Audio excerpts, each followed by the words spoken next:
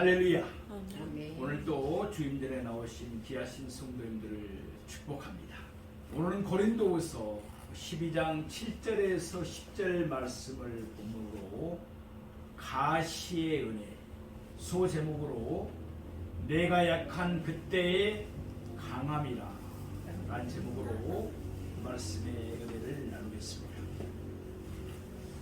우리가 잘 아는 대로 바울은 예수 그리스도의 위대한 사도였습니다.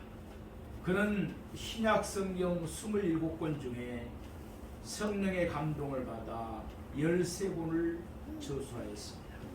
또 그는 신비한 영적 체험도 하였습니다. 셋째 하늘로 표현된 낙원, 곧 천국으로 이끌려 올라가기도 했습니다. 그는 그곳에서 말할 수 없는 하나님의 음성을 듣기도 하였습니다. 천국의 놀라운 광경을 자기의 두 눈으로 직접 목격했던 것입니다. 이와 같이 신령한 체험을 했던 사도 바울이었지만 그에게는 육체를 찌르는 가시가 있었습니다. 그 가시는 마치 사단의 사자처럼 그를 괴롭혔습니다. 몹시도 그에게 고통을 주었습니다. 바울에게 있었던 육체의 가시가 무엇이었는지 오늘 본문은 우리에게 분명히 밝히지는 않습니다. 그래서 어떤 신학자는 아마 그에게 간질병이 있었을 것이라고 추측하기도 합니다. 또 어떤 신학자는 안질, 곧 눈병이 있을 것이라고 말하기도 합니다. 그도 그럴 것이 바울은 다메섹으로 가는 도중에 부활하신 예수님을 만났습니다. 그때 아주 강한 빛이 그에게 비추었습니다. 그 때문에 그는 사흘 동안이나 앞을 볼 수가 없었습니다. 그때 일로 인해서 아마 안질이 생기지 않았는가 그렇게 보는 학자도 있는 것입니다. 아무튼 그에게 있어서 육체의 가시가 무엇이었든지 그 가시는 바울에게 몹시도 큰 고통을 주었습니다. 그래서 그는 그 문제를 놓고 하나님께 간절하게 기도했습니다. 3번이나 간절히 기도했다고 말씀하고 있습니다. 아마도 기간을 정해놓고 금식하면서 하나님께 매달렸을 것입니다. 하나님 아버지, 가시가 나를 찔러서 견딜 수가 없습니다. 제 힘으로 감당할 수가 없습니다. 그러니 하나님께서 이 가시를 저에게서 제하여 주시옵소서. 바울은 아마 금식하면서 눈물로 하나님께 매달릴 수도 있었을 것입니다. 그때 하나님은 어떻게 응답하셨습니까? 하나님은 바울에게서 가시가 없어지도록 해주시지 않았습니다. 그 대신 하나님은 바울에게 이렇게 말씀하셨습니다. 본문 오늘 9절 전반부 말씀 보시겠습니다. 내 은혜가 내게 족하도다. 이는 내 능력이 약한 데서 온전하여 지니라. 내 은혜가 내게 족하도다. 바울은 하나님의 이 음성을 듣고서 큰 은혜를 받았습니다. 비록 그에게서 육체의 가시가 재해지지는 않았지만 그 가시를 이길 수는 큰 힘을 은혜 가운데 얻게 된 것입니다. 그 결과 바울은 오늘 본문 고린도후서 12장 10절에서 결론적으로 이렇게 말하고 있습니다. 그러므로 내가 그리스도를 위하여 약한 것들과 능욕과 궁핍과 박해와 공고를 기뻐하노니 이는 내가 약한 그때의 강함이라. 아멘. 바울은 하나님의 은혜로 자기에게 있는 가시의 의미를 깨닫게 된 것입니다. 자기가 지금까지 고통스럽게 생각해왔던 가시가 사실은 자기에게 유익을 준다는 사실을 깨달은 것입니다. 그래서 바울은 더 이상 그 가시를 고통스럽게 생각하지 않았습니다. 이제는 억지로 그 가시의 고통을 참는 것이 아니라 오히려 그 가시를 기뻐하게 된 것입니다. 이제는 가시곤이 된 자기의 약함을 자랑하게 되었습니다. 약할 때 오히려 그리스도의 능력이 자기를 통해서 더욱더 온전하게 나타난 사실을 그는 알았기 때문입니다. 말하자면 바울은 믿음으로 상처를 영광으로 바꾸었습니다. 믿음으로 자기의 약함을 강함으로 바꾸었습니다. 참으로 위대한 신앙인의 모습이 아닐 수가 없습니다. 사랑하시는 성도 여러분, 우리도 살다가 보면은 이런저런 가시로 인해서 우리가 약해질 때가 있습니다. 그래서 찬송가 우리가 369장 불렀던 것처럼 제집 맡은 우리 구주 작사자는 이렇게 노래했습니다. 시험 걱정 모든 괴로움 없는 사람 누군가 근심 걱정 무거운 짐 아니 진자 누군가. 그렇습니다. 누구에게나 가시가 있기 마련입니다. 문제는 우리가 가시로 인해서 약해졌을 때 어떻게 대하느냐는 태도에 달려 있습니다. 어떤 사람은 그 가시로 인해서 쉽게 낙심해 버립니다. 또 어떤 사람은 좌절해 버립니다. 그렇게 되면 인생의 낙오자요 실패자가 될 수밖에 없는 것입니다. 우리도 사도 바울처럼 믿음으로 약함을 강함으로 우리의 상처를 영광으로 바꾸기를 원합니다. 이 은혜가 우리의 모두에게 있기를 소망합니다. 오늘 우리는 본문의 말씀을 통해서 사도 바울이 자기를 찌르는 가시를 어떻게 극복할 수 있는지를 세 대지로 나누어서 상고해 보고자 합니다. 첫째로 사도 바울은 하나님께 기도했습니다. 우리 오늘 고린도후서 12장 8절 말씀을 보시겠습니다. 이것이 내게서 떠나가게 하기 위하여 내가 3번 주께 간구하였더니. 아멘.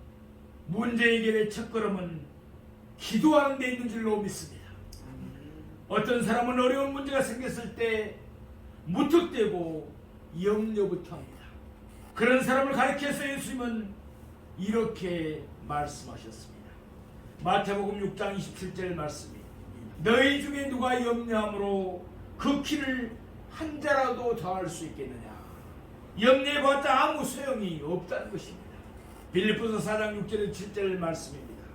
아무것도 염려하지 말고 다만 모든 일에 기도와 간구로 너희 구할 것을 감사함으로 하나님께 하리라. 그리하면 모든 지각에 뛰어난 하나님의 평강이 그리스도 예수 안에서 너희 마음과 생각을 지키시리라. 아멘. 하나님을 믿는 우리에게는 염려가 있을 수가 없습니다. 모든 것이 기도의 제목일 뿐입니다. 시편 50편 15절에서 하나님은 우리에게 이렇게 말씀하셨습니다. 한낱날에 나를 부르라. 내가 너를 건지리니 내가 나를 영화롭게 하리로다. 아멘. 저도 우울증의 극심한 환난 가운데서 이 말씀을 붙잡고 때로는 기도했습니다. 우리가 환난을 당할 때 우리가 어떻게 해야 될 일이 무엇입니까? 우리가 해야 될 일이 무엇입니까? 하나님을 부르는 것입니다. 하나님을 찾는 일인 것입니다. 하나님께 기도하는 일입니다. 그리하면 신실한 하나님께서 우리의 기도를 들으시고 반드시 한라운 가운데서 우리를 구원해 주시는 것입니다. 슬픔이 변하여 춤과 기쁨이 되게 해 주시는 것입니다. 우리 한란이 변해서 하나님을 영화롭게 하는 축복된 계기가 되게 해 주실 것입니다. 사랑하시는 성도 여러분, 가시로 인해서 약해졌습니까? 그러나 염려하지 맙시다. 우리 자신의 힘으로 해결하려고 하지도 맙시다. 바울처럼 언제나 하나님께 나와서 아뢰을 수 있는, 기도할 수 있는 신앙인들이 다 되시기 바랍니다. 우리는 지혜롭지 못합니다. 때에 따라서는 돌이 떡인 줄 알고 돌을 달라고 하나님께 기도할 때도 있습니다. 뱀이 생선인 줄 알고 뱀을 달라고 하나님께 기도할 수도 있습니다. 그러나 우리 하나님은 모든 것을 아시는 지각이 뛰어나신 분이십니다. 하나님은 우리를 사랑하시기 때문에 하나님의 선하신 뜻 가운데 가장 좋은 응답을 우리에게 주십니다. 가시로 인해서 약해지셨습니까? 낙심하지 맙시다. 하나님께 기도합시다. 하나님 우리에게 가장 좋은 것으로 응답해 주실 줄로 믿습니다. 찬송가 384장에 보면은 나의 갈 길 다가도록 예수 인도하시니 어려운 일 당할 때도 족한 은혜 주시네. 나는 심히 고단하고 영혼 매우 가라나 나의 앞에 반석에서 샘물 나게 하시네. 이렇게 노래하고 있습니다. 우리가 어려운 일을 당할 때도 하나님은 우리에게 족한 은혜를 주십니다. 반석 대신 예수 그리스도께서 생명수로 우리의 가란 심령을 언제나 촉촉하게 적시어 주실 것입니다. 어려운 일이 있다고 해서 염려하지 맙시다. 자신의 힘으로 해결하려고 들지도 말고 사도 바울처럼 언제나 하나님께 아뢰는 수 있기를 바랍니다. 하나님께서 우리에게도 큰 은혜를 베풀어 주실 줄로 믿습니다. 둘째로 사도 바울은 기도하는 가운데 큰 은혜를 받았습니다. 비록 바울에게서 육체의 가시가 재해지지는 않았습니다. 없어지지는 않았습니다. 그러나 바울은 큰 은혜를 받아서 그 가시를 이길 힘을 공급받았습니다. 뿐만 아니라 가시가 자기에게 주는 유익도 깨닫게 되었습니다. 사랑하시는 성도 여러분, 가시로 인해서 약해지셨습니까?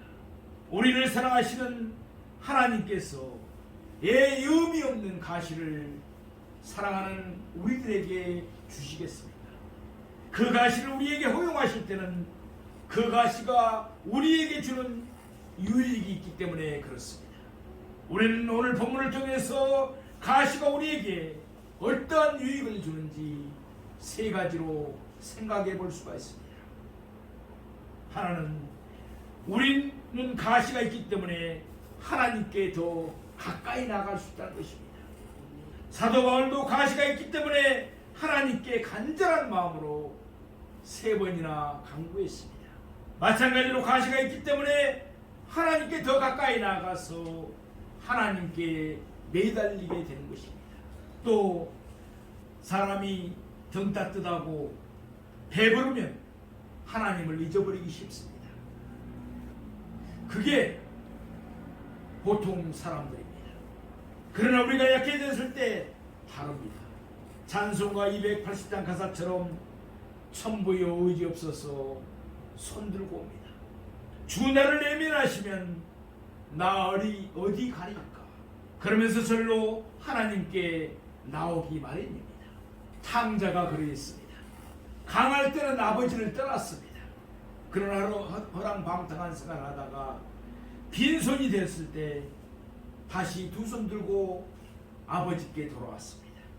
말씀을 전한 정도 그랬습니다. 30대 때 서울에 아파트를 마련했습니다. 소위 잘 나간다는 사람이었습니다. 그런데 IMF를 지나면서 큰 어려움을 만나 우울증에 극심한 우울증이라는 가시로 인해서 고통을 당했습니다. 정신과 영혼의 깊은 밤을 만났습니다. 내 생명이 끝나는 줄 알았습니다. 창세기 32장에 나오는 야곱도 그랬습니다. 바다마라 메삼촌 나반의 집에서 20년간 머슴살이를 하다가 그곳을 떠나서 금이 한양을 했습니다. 강해졌을 때입니다. 아무런 걱정이 없었습니다. 그런데 형 예수가 400명의 가솔들을 데리고 자기를 맞이하러 온다는 소식을 들었습니다. 한없이 약해졌습니다. 그때 야곱이 어떻게 했습니까? 야복강가에 홀로 남았습니다. 하나님의 사자를 붙들고 밤이 맞도록 씨름을 했습니다. 하나님, 저는 이 손을 놓을 수가 없습니다. 하나님이 저를 도와주셔야 되겠습니다. 제 힘으로 이 문제를 해결할 수가 없습니다.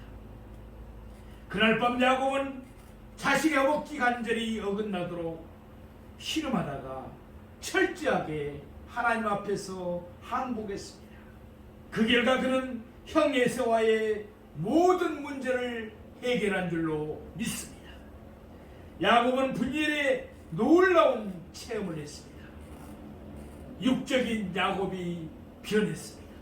영적인 이스라엘이 되었습니다. 승리자의 이스라엘이 된 것입니다. 사랑하시는 성도 여러분, 가시가 있습니까? 그곳으로 인해서 약해졌습니까? 우리가 하나님께로 더 가까이 나갈 수 있는 전호의 길한 것을 잊지 마십시오. 하나님께서 우리를 가까이 부르시기 위해서 우리에게 때로는 가시를 허락하시는 것입니다. 또 가시는 우리를 겸손케 합니다.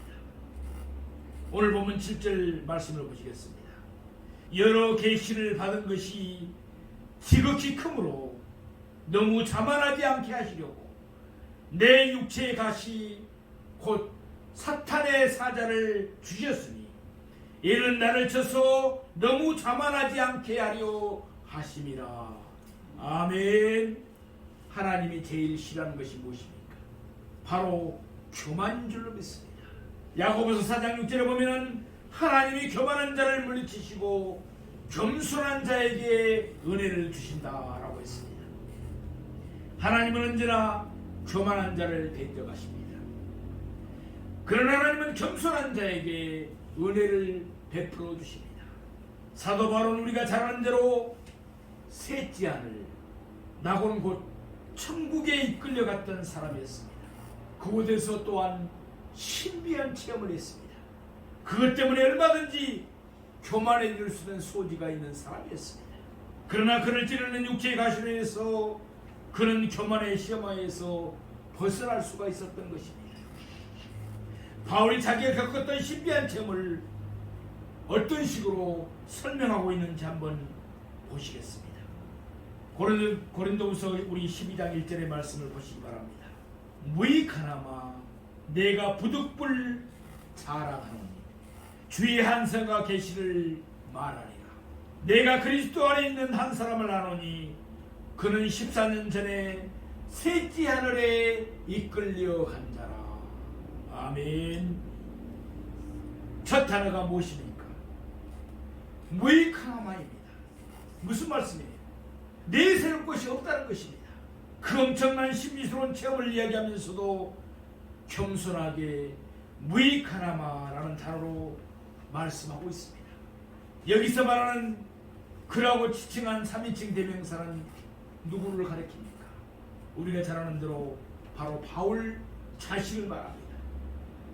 바울은 신비한 체험을 했지만 자기 자신을 내세우기 싫어서 그라고 하는 3인칭 대명사를 사용해서 설명하고 있는 것입니다.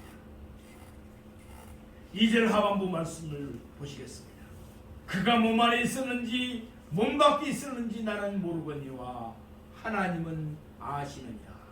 오직 하나님만 아신다고 하면서 바울은 자신을 낮추고 하나님만을 높이고 있습니다. 또 3절 말씀입니다. 내가 이런 사람을 아노니 그가 몸 안에 있었는지 몸 밖에 있었는지 나는 모르거니와 하나님은 아시느니라. 바울은 철저하게 자신을 낮추었습니다. 오직 하나님만을 높였습니다. 계속해서 4절 말씀을 보시겠습니다. 그가 낙원으로 이끌려가서 말로 표현할 수 없는 말을 들었으니 사람이 가히 이르지 못할 말이로다. 아멘. 사도 바울은 말할 수 없는 하나님의 신비한 음성을 직접 들었습니다.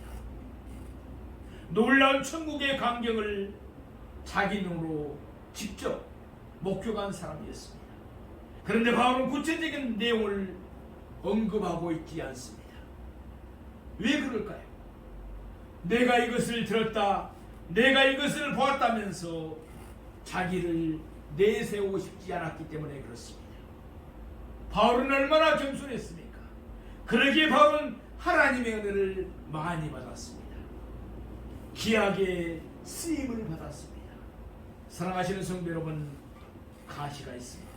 그것은 하나님께서 우리를 낮추셔서 더 귀하게 쓰시기 하기 위해서 그 가시를 허락하신 것입니다. 하나님께서 그만큼 우리를 사랑하신다는 것입니다. 또 가시가, 우리가 가시로 인해 약해졌을 때 하나님의 능력은 우리를 통해서 더욱더 온전하게 나타난다는 사실입니다. 우리 오늘 9절 본문 말씀을 보시겠습니다. 나에게 이르시기를 내 은혜가 내게 족하도다. 이는 내 능력이 약한 데서 온전하여짐이라 하신지라. 아멘. 우리가 토기장이가 토기를 만들 때를 생각해 보시기 바랍니다. 흙이 단단해서는 토기 그릇을 만들 수가 없습니다. 흙에 물이 들어가서 그 흙이 진흙처럼 부드러워져야 그릇을 제대로 만들 수가 있습니다. 또한 대장장이가 새로 연장을 만들 때도 마찬가지입니다. 새가 단단해져서는 연장을 만들 수가 없습니다. 불에 달궈져서 새가 부드러워진 다음에야 비로소 연장을 만들 수가 있습니다. 하나님 앞에서 우리의 심령도 마찬가지입니다. 우리의 심령이 단단해져서는 하나님의 능력을 우리가 체험하기가 어렵습니다. 하나님의 능력이 우리를 통해서 온전하게 드러날 수가 없습니다. 그러한 때 하나님은 우리를 사랑하시기 때문에 때로는 육체의 가시를 우리에게 허락해 주시는 것입니다. 그 육체의 가시가 우리를 찌릅니다. 그래서 온유한 심령, 애통하는 심령, 새 심령으로 부드럽게 만들어 주십니다. 그러고 난 뒤에야 우리를 통해서 하나님의 능력이 온전하게 드러나게 하십니다. 하나님의 능력이 우리를 통해서 드러날 때 그때가 우리가 강한 것인 줄로 믿습니다.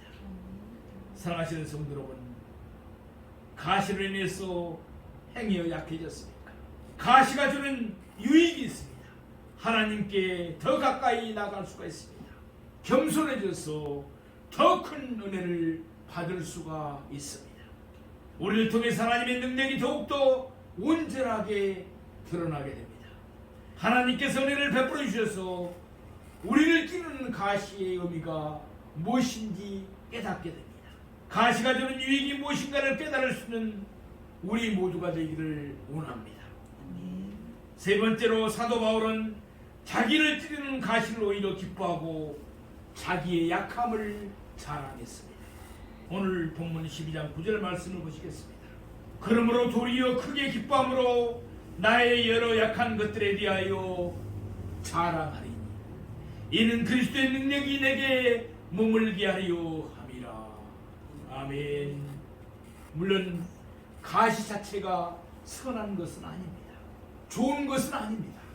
사단의 사자와 같다고 했습니다. 우리를 괴롭힙니다. 못살게 굽니다. 그러나 바울은 기도하는 가운데 큰 은혜를 받았습니다. 이제는 그 가시를 능히 이길 수는 큰 힘을 받은 것입니다. 이제는 마지못해서 억지로 그 고통을 참아내는 것이 아니었습니다. 가시가 주는 유익을 생각하면서 오히려 그 가시로 인해서 기뻐하고 그 가시를 허락하신 하나님께 감사를 드리고 자기 약함을 자랑하게 되었던 것입니다. 우리도 그와 같이 신앙의 성숙한 단계까지 올라가기를 원합니다. 진주가 어떻게 만들어집니까? 부드러운 조개살 속에 깔깔한 머리알이 하나 박힙니다. 그때 조개는 얼마나 고통스럽겠습니까? 육체의 가시입니다. 조개는 고통 속에서 그것을 이겨내기 위해서 생명의 집을 짜냅니다.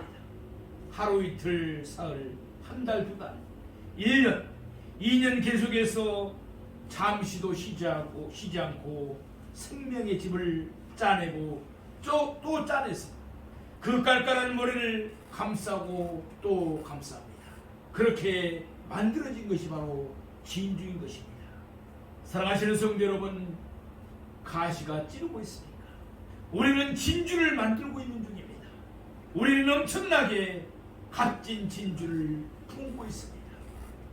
사도 바울에게도 가시가 있었는데 하물며 우리에겐들 가시가 없겠습니까? 아무리 건강한 사람이라도 때로는 중병에 시달릴 때가 있습니다. 아무리 머리가 좋은 사람이라도 성적이 떨어질 때도 있습니다. 아무리 사업을 잘하는 사람도 때로는 실패할 수도 있습니다. 아무리 대인관계가 좋은 사람도 때로는 가시와 같은 사람을 만날 때도 있습니다. 예수님에게도 가룟 유다 같은 가시가 있었습니다. 그러나 예수님은 가룟 유다 때문에 고통스러워하지 않았습니다. 그의 발을 씻겨주시면서까지 끝까지 사랑해 주셨습니다. 때가 되면 하나님께서 다 정리해 주십니다. 우리에게 주는 유익이 있기 때문에 하나님께서는 일시적으로 그 가시를 우리에게 허용해 주시는 것입니다. 로마서 8장 28절 말씀입니다. 우리가 알거니와 하나님을 사랑하는 자 곧 그의 뜻대로 부르심을 입은 자들에게는 모든 것이 합력하여 선을 이루느니라. 아멘. 그러니 가시로 인해서 너무 마음 아파하지 마십시오. 그 가시는 하나님의 선하신 뜻 가운데서 우리에게 허락된 것입니다. 사랑하시는 성도 여러분, 믿지 않은 사람들은 가시로 인해서 약해졌을 때 낙심하기 쉽습니다. 쉽게 좌절해버립니다. 때로는 자기의 목숨을 끊어버리는 사람도 있습니다. 그런 하나님을 믿는 우리들은 가시가 우리를 찌를 때 어떠한 태도를 취해야 합니까? 하나님께 매달려 기도해야 할 것입니다. 족한 은혜를 받아야 합니다. 큰 은혜를 받을 때 우리는 가시를 이겨낼 수 있는 힘이 생기기 때문에 그렇습니다. 그리고 가시가 우리에게 주는 유익을 깨달을 수 있기 때문입니다. 거기서 한 걸음 더 나아가서 이제는 하나님의 선하신 뜻을 생각하면서 오히려 그 가시를 기뻐하며 우리 약함을 도리어 자랑할 수 있는 단계까지 올라가야 할 것입니다. 하나님이 언젠가 그 가시를 제해 주시고 나를 통해서 하나님의 능력이 온전히 드러나려는 믿음을 갖기를 원합니다. 그래서 우리도 바울처럼 우리의 상처를 영광으로, 우리의 약함을 강함으로, 우리의 슬픔을 춤으로 기쁨으로 바꿔나가는 하나님의 자녀들이 다 되시기를 주님의 이름으로 축원드립니다. 아멘.